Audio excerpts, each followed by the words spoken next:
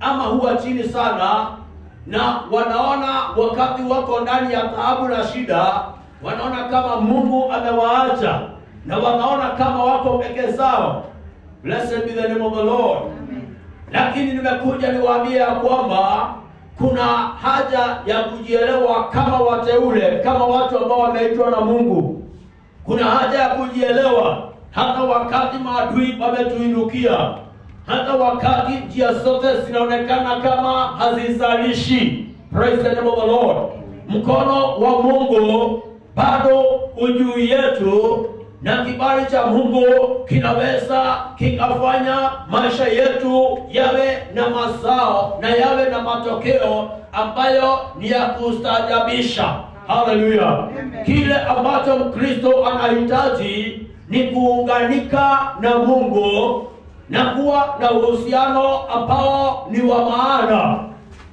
Maana panapo uhusiano wa maana na Mungu, Mkristo ataweza kuona mkono wa Mungu ukifanya kazi juu ya maisha yake. Mkono wa Mungu utakuwa juu yako ili Mungu akupiganie vita vyako, kama umemchagua kuwa hifadhi la maisha yako. Hallelujah. Watu wengine wamekuwa wakukaribia marafiki zao, wengine wamekuwa kukaribia watu wa nyumba zao, wengine wamekuwa wakukaribia hata wale ambao wanaonekana wako na majina tajika, na wameweka Mungu kando. Wamekuwa wametembea mbali sana na Mungu. Wengine wameunganika na mali zao, wengine wameunganika na vitu ambavyo ni vya kuwafanya wawe na heshima, na wamejitenga mbali sana na Mungu.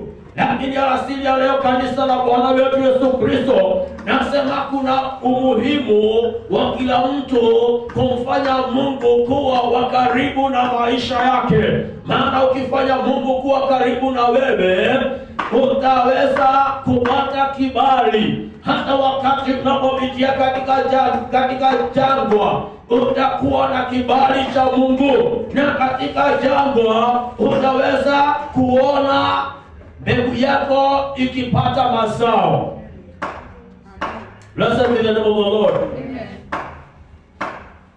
Niliwaambia wakati mwingine ya kwamba Isaka, kwa sababu alikuwa na Mungu, alipokwenda katika nchi wakati wa njaa, aliweka mbegu yake kwa mchanga, na mbegu yake ikazalisha mara 100, na akawa tajiri mkubwa. Wakati